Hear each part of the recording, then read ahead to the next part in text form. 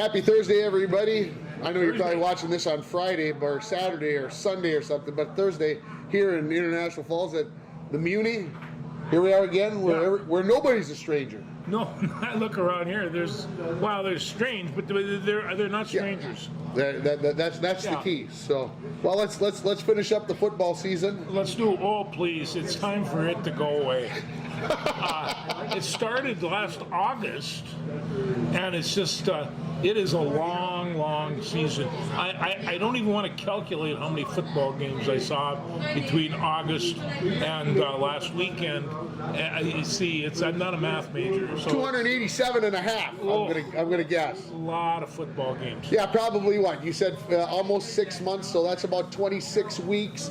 78 would be 3 a weekend. That would be way less than what it would be, so easily 100. Well, we saw a high school game every Friday, and there would be a couple of games at least on Saturday, if not 3. And a couple 3 on Sunday, sometimes 4. I set up the computer and watched 2 at once. That's when I knew I had a problem. Anyway, it's over with now. I can go back to reading some books and slowing down a little bit. And start getting ready for March Madness, baby, because it's right around the corner. The playoffs courage started last week. I tell you, as long as you're there, let's start it off like don't forget. Number 11, Tennessee, knocked off number 1, Alabama, who had been there for almost, 24 hours? Yeah, something about like that. Yeah. I think they said that's the 12th time that the number 1 team's been beat this year already. Yeah. In men's college basketball, a dozen times. And, a couple of those lost twice in the same week or something. And it was a convincing win, too, 10, 11 points. I mean, they Yeah, I don't know. I don't know what's going to happen in the NCAA tournament. I've got no clue. It's going to be an absolute crapshoot. There is no dominant team. Here's how scary it is. North Carolina made the run last year to the championship. Yeah. They were preseason number 1. Everybody's going, "Oh, Carolina. They might miss the tournament." They're third to the last team in right now. They might miss the tournament, and they were the national champions last year. There's other icons, like Duke and all the rest of these. They're not dominant anymore. No. I remember when you go play Indiana and Bobby Knight, boy, you better lace up because they're going to might get hit by a chair, for example. You very well could. But on that chair thing, he says that somebody across the gym had asked him, "Gee, Mr. Knight, if you're not using that chair, do you mind if I use it?" And he was just being nice about it. That was just being nice about it. That's the story I heard. So, yeah. Anyway, basketball is starting to heat up. It's getting real good. And I mean, I know the Minnesota Gophers, they're the worst in the Big Ten, but I tell you, there's some young kids there that if they can keep them around, these kids play with grit. They're gutsy. You don't know where they're going to come or what they're going to do, but hey, they're fun to watch. I think they'll grow. I think Ben Johnson will keep his job for the next couple of years. They will give him a chance to do some recruiting. And yeah, I was saying, last week I said, is he in danger of losing his job? I don't believe that. I don't believe that. But yeah, they've got 2 Minnesota kids in there coaching as the head coaches for the basketball teams, and I was talking with somebody last night who was talking with somebody from Duluth yesterday who said Lindsay Whalen has got to go. She's had her chance and whatever else, and I'm like, no, not quite yet. No. Not quite yet. She's got this group of freshmen, and she has to be able to ride them 1 more year, and then if things look bad, then that would be 5 years. So well, and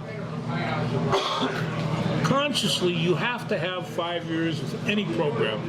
High school, depending on how many kids you have and stuff like that. But it takes a long time to build.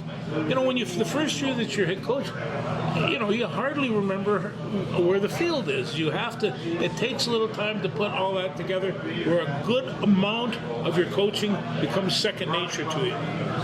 And when you have these, head coaches, they have to put out a lot of responsibility to their assistants, especially in basketball.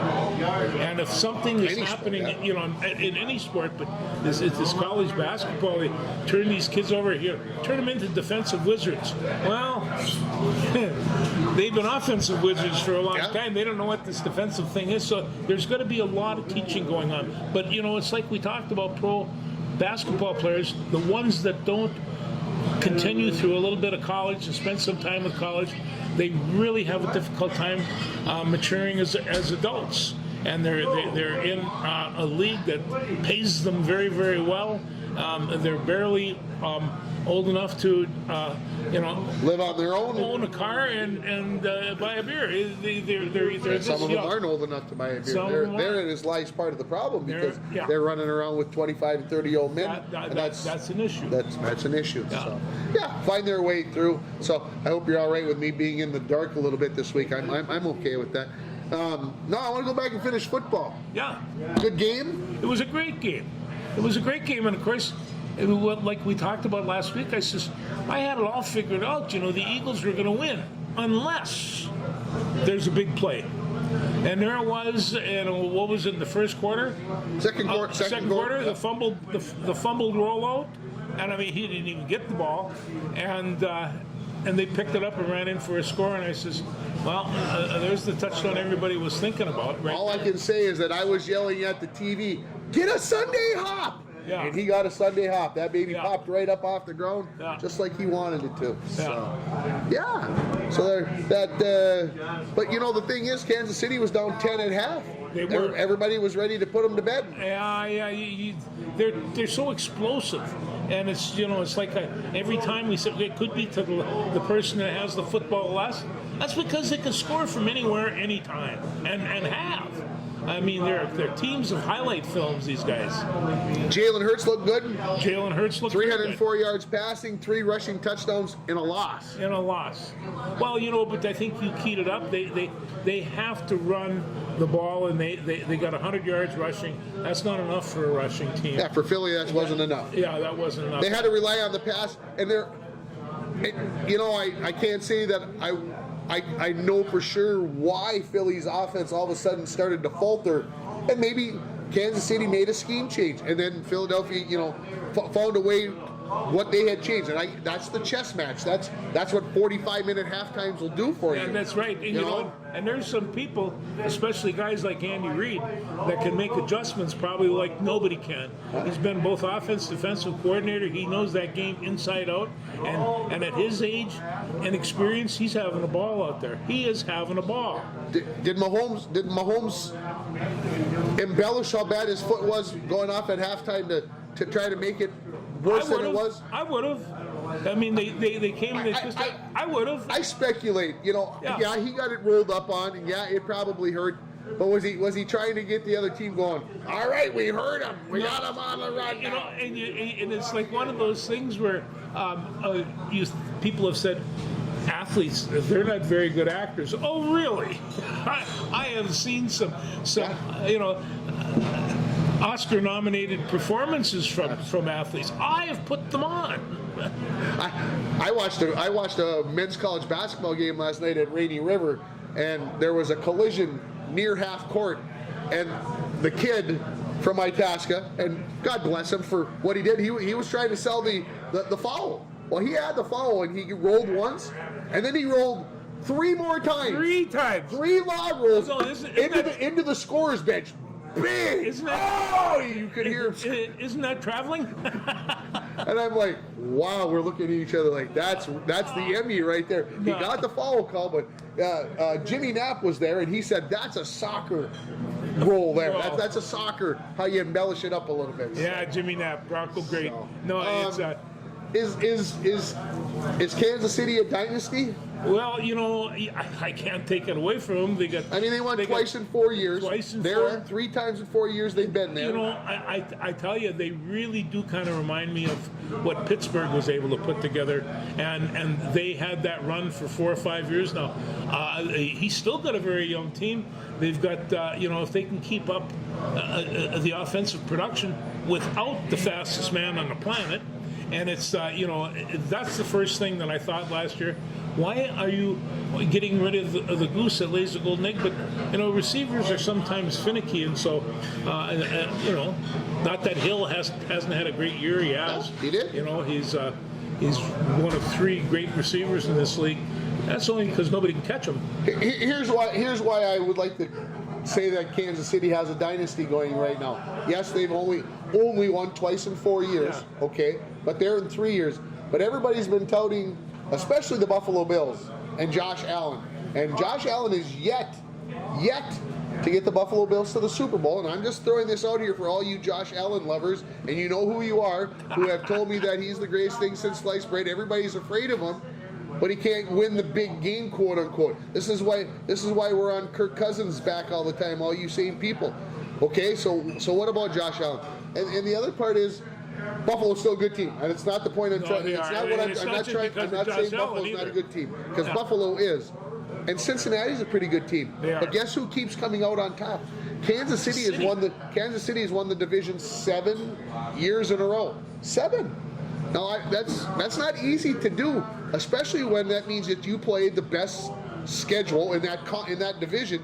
You go play the toughest teams every year, and yet there they are at the end. They're 13-4, 14-3, whatever it is. And so to me, dynasty. And right now, why would we not believe that they aren't the team to be down to win? I watched Patrick Mahomes break the huddle. I swear he's smiling. He can't wait to get the playoff. He has such a command of that game.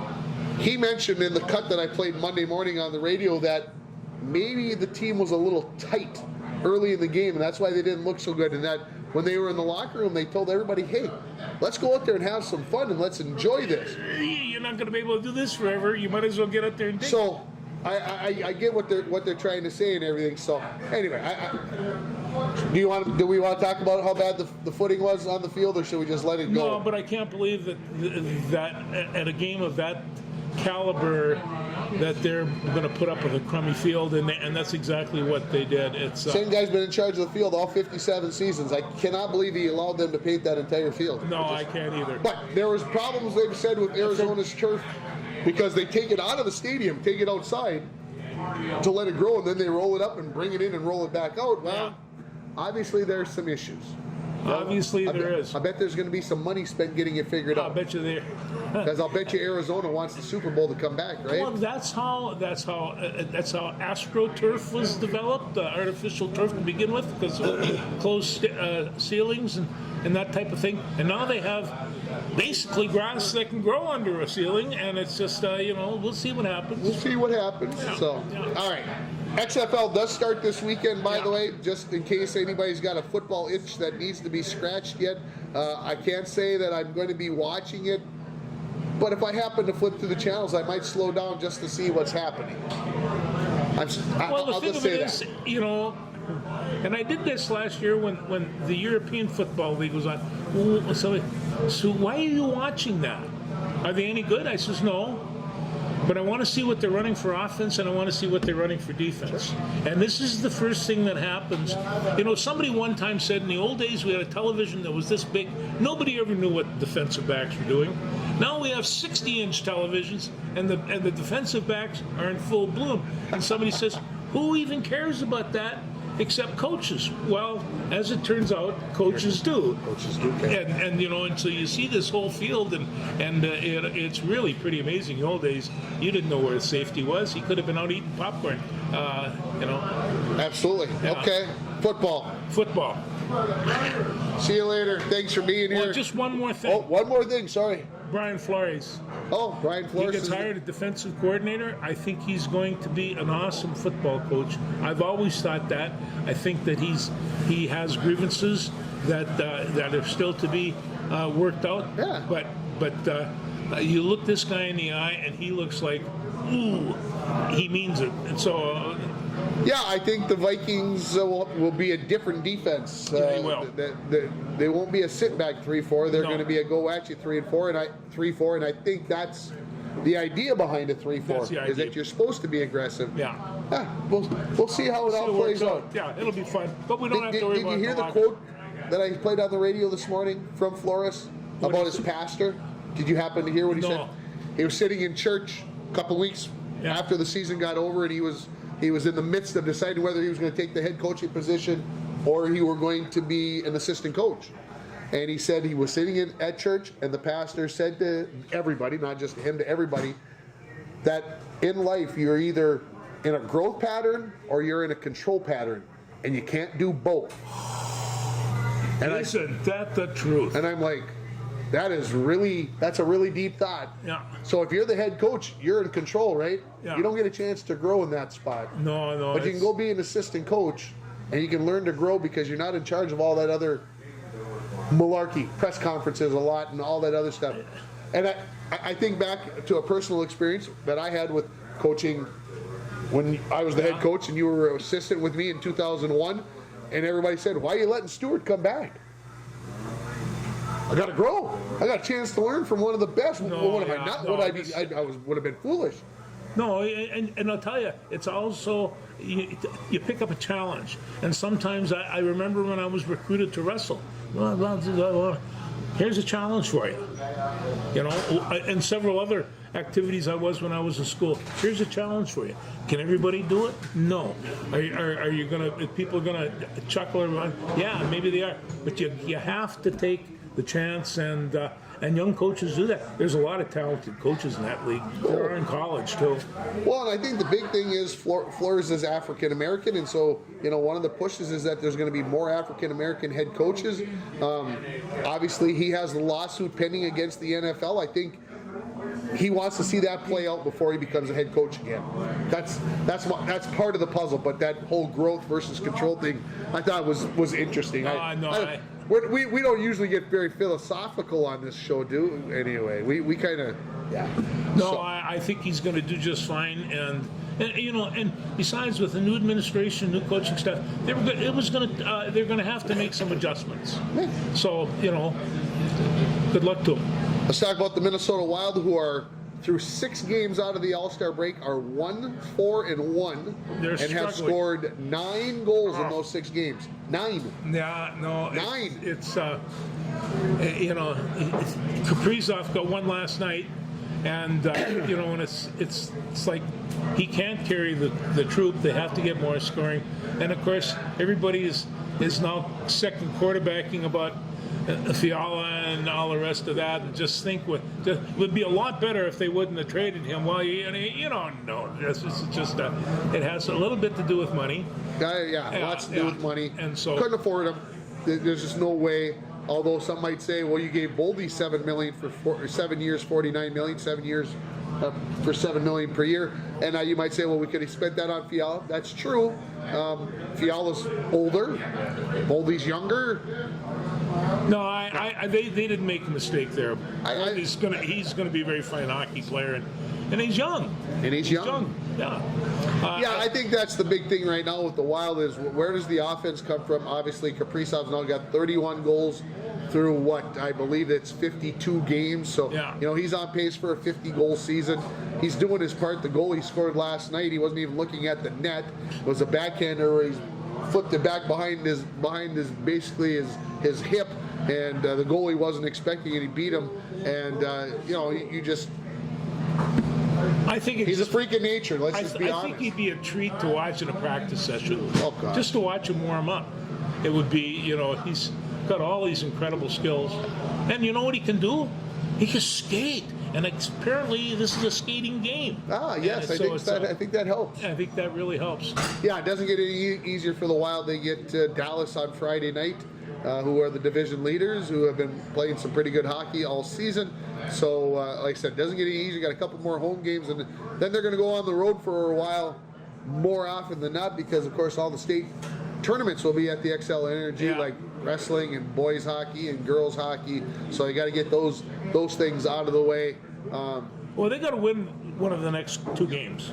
These home games. Yeah, they got 3 home games left. It'd be nice if they picked up at least 4 or 6 points out of those. Yeah, it really would. Get Mike Bolstead off the edge of the bridge because he wants to. Yeah, he wants to throw this whole thing right in the caboodle. Right now, he's holding the parachute, but for the most part.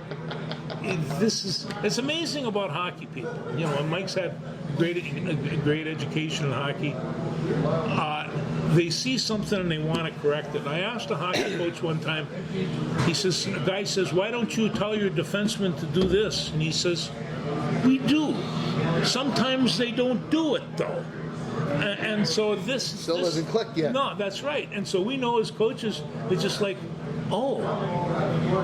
Nobody else can even see it. It's impossible to see unless you've been training on it all week long and working with the kid all week long, and all of a sudden you see something perfectly clear to you, and it's just it's really kind of amazing. But yeah, absolutely. The mind has to go there before the body can go there. It does. It really does.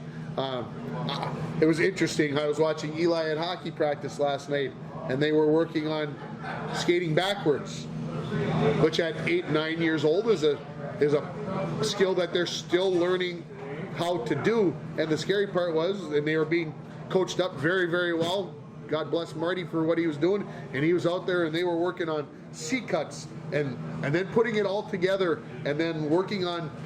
They went right into a defensive drill where they were working on shielding things and working on that skating backwards stuff. So it's amazing that he broke it all down to these little single steps and then put it all together in one drill. 8 and 9 year olds can be fun to watch, especially when they're trying things. It was comical. No, and I have to really take my hat off to coaches, because they know what to do. Knowing what to do and teaching somebody else how to do it, however, can be a difficult. That's the skill yes, of coaching. it is. And I know my grandsons, they have outstanding coaches. They've all had college experience, and they all skate really, really well. And also, all summer, all spring, they take one day a week, the whole family, and go skating. And it's just the skating becomes a necessary part of the game, but it also gives you an opportunity to go out there and do this all year round, and that's where you build it. Well, let's talk basketball for a few moments. We can. Let's start with the Wolves. I tell you, they won last night. Monday night. Monday night. They played tonight. Yeah. They played tonight. They beat the Mavericks down there at down in Dallas. down Nice in Dallas. win. Up by 26. Hang on and win by 3. Well, I understand, but there's a couple of people that were missing from that lineup, and my friend Rudy's not back in business yet, and so I think what they do without Rudy, and you can kind of see it, they kind of revert back to last year's team without Cat. Yeah. And it's just, but they got some people picking it up. McDaniel got 19 points and a bunch of rebounds, and I'll tell you, they had a picture of him in the Minneapolis paper going for a rebound. I wouldn't want to reach in there and grab it. He looked huge. It's just. Yeah, Jalen Noel has been playing well, coming Noel. back and everything else. So, yeah, the Wolves, 31 and 29. 2 games out of third, 1 game out of missing the playoffs kind of thing, still like we talked about last week, and that's not going to change. We're going to be saying those same things right up until. But they are. That's a team that is improving, and I think it will continue to improve. Who knows? Maybe they can win a series. Bucks have won 11 in a row. Bucks are good. So kind of scary. They're within a game of the top in the Eastern Conference now as they head into the All-Star break. Anthony Edwards got named as a reserve now after some guys got injured. So congratulations to Ant, well deserved. And I don't think it's going to go to his head like it did to Karl Anthony Towns' head a couple of years ago. No, he seems to be. When they interview him, he seems to have both feet on the ground. He's Yeah, I don't think he's really carrying too much if he kind of goofs up and says something wrong, because everybody's going to be like, oh, he's 21. He's just being a kid, which he is. I can't think of anything I said when I was 21 that was stupid. You just did a lot of. Yeah. Oh, yeah, only when I opened my mouth. Yeah. Gopher women picked up a win last night. They did, and they needed that badly. They needed it horribly bad, yeah. And so I'm glad to see that they picked that up, and they got to start preparing for their Big Ten tournament and such. And yeah, it was kind of scary because they were up by, I think, 4 or 6 points with 2 minutes left. Yeah. And then they had to hit a shot at the buzzer with the game tied to win it. And so they hit a big 3 at the buzzer. And Braun had 28 in the game. She's been struggling of late. Yeah, she has. But, they put up 95 and got a win at home. So we'll see if that kind of can stem the tide. He was talking about the tournament. The tournament starts 2 weeks from yesterday on March 1st. The tournament starts at Target Center. Are you getting tickets? Yeah, they're going to be packed right in there. I think there'll be a good crowd. Yeah, I don't think it'll be full, but I think there'll be a decent crowd. I think You know, it's one of Minnesota those likes their things- basketball. And the Big Ten, in basketball, actually in football, in wrestling in particular, those Big Ten championships, they're powerhouse. And in wrestling, what happens is the Big Ten has its tournament and then invites other people in for the national tournament. You know, and it's that's what it seems, because they're lining right up and they're just like, yeah, every one of these guys are rated in the top 5, and you know, and I'm talking about Roman Bravo Young. Isn't that a great name? Roman Bravo Young. RBY. 133 pounds. Oh, does he look like he wants to break a leg? And then Spencer Lee, who is probably the best wrestler in the Country. tournament, and you know, and he's 2 limp legs, doesn't matter, he still beats you up. I saw him get tossed on his back once. He laid there for about a tenth of a second and then rolled through and pinned the kid. He was very angry. So the Gophers wrestling team's off until the Big Ten championships, Next weekend, which start on the 3rd, 4th, 5th that weekend in March, when the madness really truly gets into full bloom again. That'll be the weekend of the Big Ten tournament for the women. Of course, the Big Ten men's tournament is the following weekend, and the Big Ten men are floundering. Well, they are, and you know, like you said, I guess it was you that the Northwestern just beat Purdue. Well, I watched the game the next day, and they did. They took control of the game. They beat Indiana last and night. they beat Indiana last night. You know, so we know that they don't play basketball in Indiana anymore. Purdue is still a very good basketball team, and when you're competing against the caliber of teams, and Northwestern's not a bad team either. No, and I like I said earlier in the show, just wait till you fill out your bracket in March. Yeah. Who?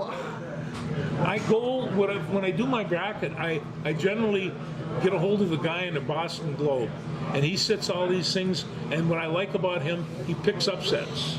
And so I go through there, and if the upset makes sense to me, I put that one down. I can always blame it on him. There you go. Yeah. So it's hard to make a guess. Besides, some people will make it on they like the school fight song. Others because they like colors, and the other one, the coach's wife is cute. I mean, they come up with all kinds of weird stuff, and you know, and so but data doesn't help. Yeah, if anybody's got a good bracket after the first weekend, I mean, there'll be a handful. Last week there was like 50% was gone. It just isn't going to happen. It's craziness. Every year it gets tougher and tougher. More good players. Any team. Well, there's just no dominant powerhouse, I guess, is really what it comes down to. No, not when you got the number 11 beating number 1 after he's been there a day. It's pizzas. She's pulling out pizzas while I'm hungry. So we say that in our commercials. Yes. Jen here at the Rainier Muni taking care of everything as she always does. Oh yeah.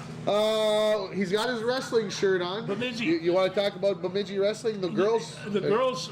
There's some sectional. They finished sectionals last week. Individuals, and they did really well. But our friend Kylie Dunnett has a hyperextended elbow, and she's going to have Tommy John surgery and reattach some ligaments and such. So we feel real bad for our young friend. We do. But there were some other people on that team that kind of picked up the pace, and Bemidji looks strong going in. Yeah, a couple weeks till the state wrestling tournament. The boys will have their team this weekend, right? Team this weekend. And then individuals the following weekend. No. Yes. And then the week of 1, 2, 3, 4 in there. That's where they'll have the state wrestling tournament. So lots of good stuff going on there. And I think I shared it. If you follow me on Facebook, you should go. I posted. I think I shared the Evan Omdahl going crazy when the girl came back for the pin. And got the win for Bemidji Classic. That's true coaches loving what they're doing and proud of their kids. He's from Iowa. He can't help it. That's boy, that can be interpreted a lot of ways, Yeah, Evan. That's the way wrestlers are down there. Penn State came into Hawkeye Arena. They had almost 17,000 people watching this duel. This isn't normal. You usually have 100, 150.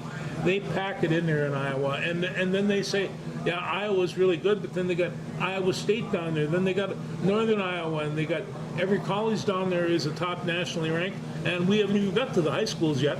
So it's that's the way they live in Iowa. Yeah. So that puts we got everything just about put to bed. That's football, basketball, wrestling. What else? What do we got left? Oh, I remember Daytona 500 on Sunday. Oh. Do you care? Yeah, well, actually, I was down there a number of years ago, and I happened to be driving through Daytona on that day, and I absolutely couldn't believe the amount of people that were there. I'm sure. And it was trailer after trailer after trailer. I mean, for 10, 15 miles, and there's over 100,000 people packed into this thing. So the closest I got to it is I could see one edge of the lip as it came by, and the noise, and I was a quarter of a mile away, was incredible. Yeah. And so I just thought, oh. Well, it's the Super Bowl after the Super Bowl. It's That's the what they Super call Bowl it. after Daytona the Super 500 Bowl, is yeah. the Super Bowl for the season. Yeah. And we'll see what happens. I may venture in and watch the last 50 or so laps. I don't think I'll invest 500 miles worth. I'll invest about 100 miles worth. Oh, that's okay. Your buddy Dwayne, he'll be watching the whole thing. Yeah, I'm sure he will. Now, So. let's just talk a little bit before we go about college hockey. Yes, what would you like? Interesting stuff coming out. Minnesota's still number one. Yep. And looking really pretty good. Uh-huh. And North Dakota, they lost 2 to Denver last week. That is correct. And The UMD gets Denver this week. And UMD gets Denver this week, and that's in Denver. That's in Denver. That's in Denver. That might be interesting to watch. That's probably be some good stuff there. Yeah. I'm hoping that the Bulldogs are coming around. Jimmy Knapp, I mentioned him earlier in the show. He said Western Michigan's a bad matchup for UMB. So he said, don't read into the fact that they lost to Western Michigan 2 weekends ago, 4-1. UMB had the bye last week. But right now, seriously, North Dakota, or if you're a UMB or a UND fan, your team has to run the table in the playoffs to be able to make the NCAA tournament. It just is not going to happen any other way.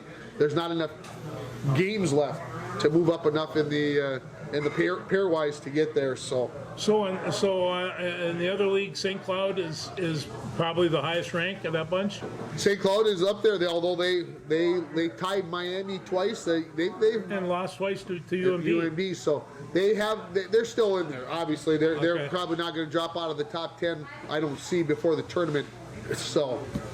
But Western Michigan's there. So I don't care if you're North Dakota or UMD, you got to go in and you either got to beat Western Michigan, you got to beat St. Cloud, you got to beat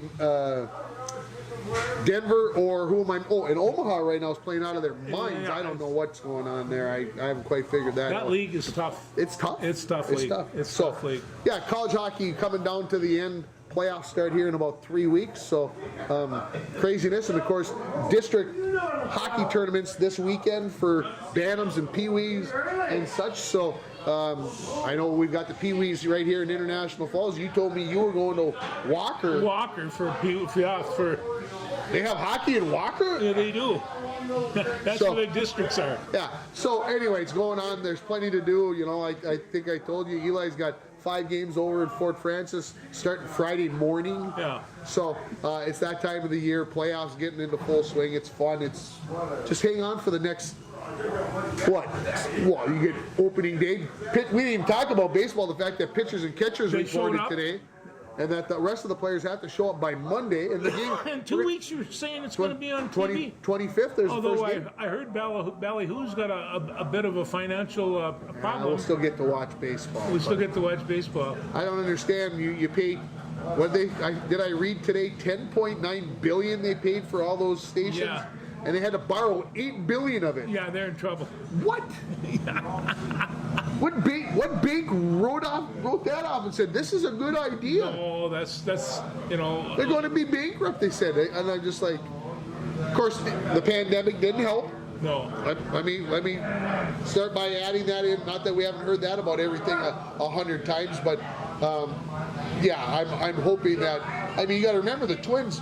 Not only the Twins, but we're talking the Loons for soccer, which is going to be starting next week. They got some problems as well. And of course, you're talking the Wild too, and the Timberwolves.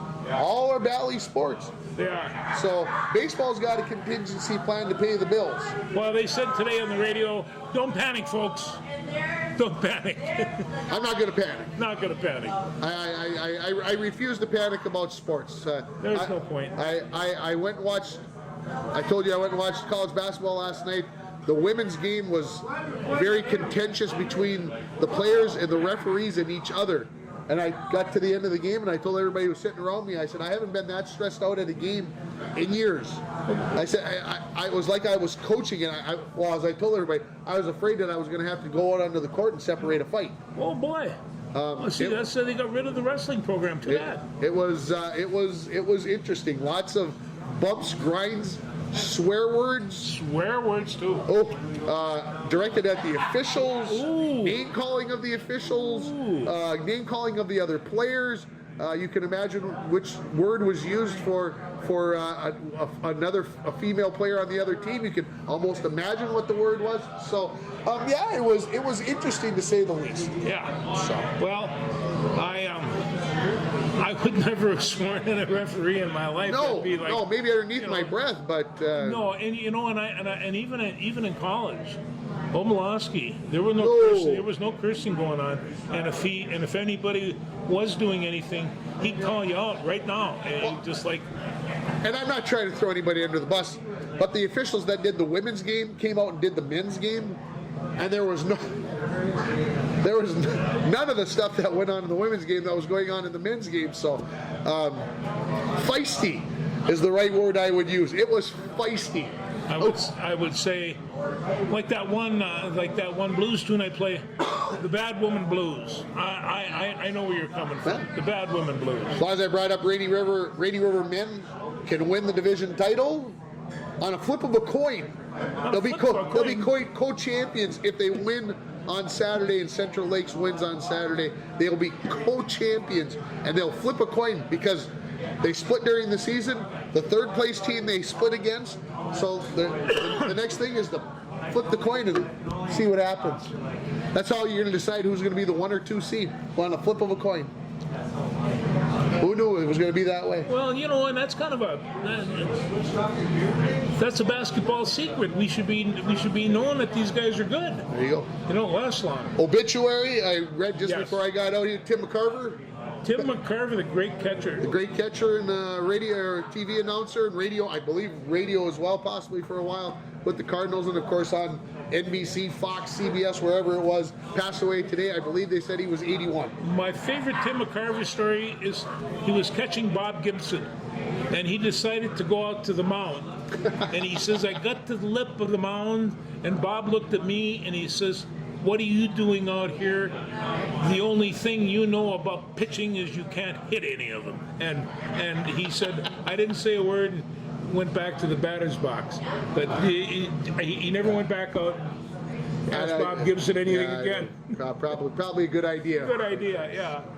Anyway, Tim Carver, like I said, pretty good catcher in his day. And a great announcer. Enjoyed listening to him. Yeah.